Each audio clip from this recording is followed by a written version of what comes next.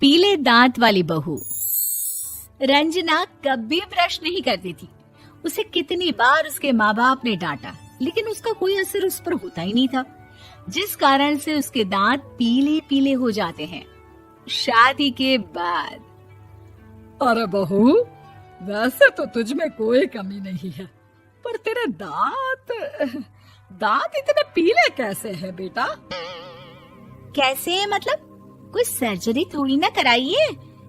वो तो क्या नाम, मैं ब्रश नहीं करती थी तो पीले हो गए। अब क्या करूं? आप कहें तो लाल करवा लूं या फिर काले? यार ये क्या है, क्यों माँ से लड़ रही हो? लड़ रही हूँ? अरे मैं लड़ रही हूँ या ये बोल रही है कि दांत पीले हैं, पीले। अरे तपस्या थोड़ी ना की है इन्हें पीले करने के लिए। बकायदा ब्रश नहीं किया है 20 साल तक, तब जाकर। छी, कैसी बात कर रही हो? ये उस वक्त तो पीले नहीं थे जब हम लोग तुम्हें देखने आए थे। अरे तब साफ करवा लिया होगा डेंटिस्ट के पास जाकर। अब देखो कैसे पीले पीले लग रहे हैं। रंजना सास की तरफ गुस्से से देखती है। फिर शुरू हो गई पीले पीले पीले। अरे पीले तो तब भी थे जब मेरे हाथ का रसगुल्ला उड़ा उड़ा कर खा रही थी और बोल रही थी, लड़की नहीं गुणों का खजाना दे रहे भाई साहब आप। खैर, अब वो लोग करते भी तो क्या करते, पीले दांत वाली बहू पल्ले पड़ी थी तो झेलना तो था ही। एक दिन कीर्तन में रंजना गाना गा रही थी। अरे कमला बहन, माँ का द्वार है, यहाँ तो सब शुद्ध होकर आते हैं, फिर अपनी बहू को ब्रश भी नहीं करवाती तुम। दूर से पीले पीले दांत भक्ति में बाधा उत्पन्न कर रहे हैं। अरे कोई 2 साल की बच्ची थोड़ी ना लेकर आई हूँ मैं बहू बनाकर। अच्छी खासी लड़की है, अरे कैसे करवाऊं ब्रश? ये तो उसे खुद करना चाहिए ना। अब माँ बाप तो इसके जैसे तैसे निपटा दिए, ये नहीं सोचा कि सास कैसे संभालेगी। सास बहू को लेकर घर आ जाती है, लेकिन सोच लेती है कि अब इसे लेकर कहीं नहीं जाएगी। अगले रोज बहू कहती है, अरे क्या हो गया, मंदिर नहीं जाना क्या? कीर्तन का वक्त हो रहा है। मेरी मधुर वाणी से कान्हा जी जागते हैं और सोते हैं। आप तो जानती है ना उनकी भक्ति में कितना मन लगता है मेरा। वो क्या है ना, तबीयत ठीक नहीं लग रही है मेरी, आराम करूंगी मैं। तबीयत ठीक नहीं लग रही? अभी तो मिथुन के गाने पर नाच रही थी आप, और अब बोल रही है कि तबीयत ठीक नहीं लग रही। अरे भक्ति में मन लगा लो सासू माँ, ऊपर जाना है, क्या मुंह दिखाओगी आप? हाँ? सास को बहू की बात पर गुस्सा आ जाता है। मैं क्या मुंह दिखाऊंगी, इसकी चिंता तो ना कर, समझी? अपने मुंह की चिंता कर, जो ये पीले पीले दांत लेकर हर जगह पहुंच जाती है। पता है लोग कितना मजाक बनाते हैं। ना जी ना, मैं नहीं जाना कहीं तेरे साथ। तो ये बात है, कोई ना, मत जाओ, मैं अपने कमरे में ही बैठकर भक्ति कर लूंगी। ऊपर वाला दांत थोड़ी ना देखता है, मन देखता है, भावना देखता है। और अरे बस बस, तू सब कुछ दिखा, बस ये सफेद चमकदार दांत ना दिखाना किसी को, है?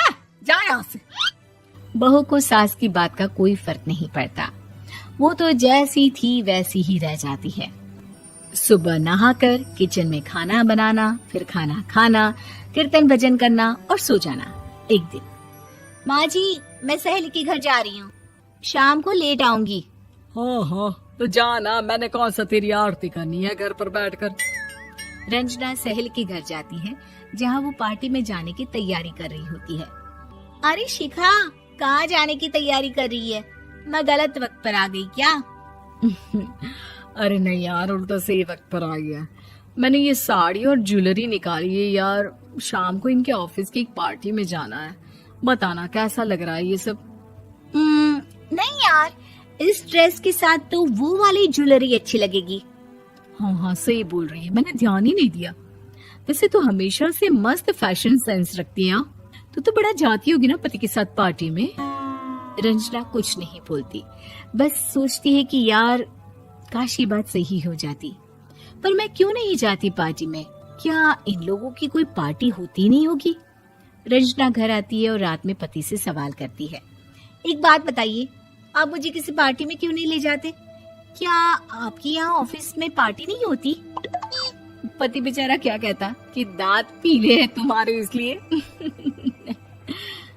अरे कोई पार्टी होती नहीं हम लोगों के ऑफिस में, तो कहाँ से लेकर जाऊं? और मार्केट, मॉल, कहीं वीकेंड घूमना, कहीं तो। अरे यार, सारे हफ्ते में एक छुट्टी मिलती है, तो सोचता हूँ कि आराम ही कर लूं। क्यों? रंजना मन मार के रह जाती है। पहले कभी सास के साथ मंदिर जाया करती थी, लेकिन वो भी सास ने ले जाना बंद कर दिया। घर बैठी बैठी रंजना बोर हो जाती है। तभी उसे आइडिया आता है और वो मायके जाने का सोचती है। सासू माँ, 2 दिनों के लिए मम्मी के घर जा रही हूँ। अच्छा अच्छा, ठीक है, आराम से जा। और हाँ, माँ से कुछ अच्छी आदत सीख कर आना कि कैसे शरीर के हर भाग की तरह दांतों की सफाई भी जरूरी होती है, समझी? शुरू हो गई ना आप। वो लोग आपकी तरह नहीं है कि छोटी छोटी बात का बतंगड़ बना दे। उन लोगों के लिए मैं मायने रखती हूँ, ना कि मेरे पीले पीले दांत।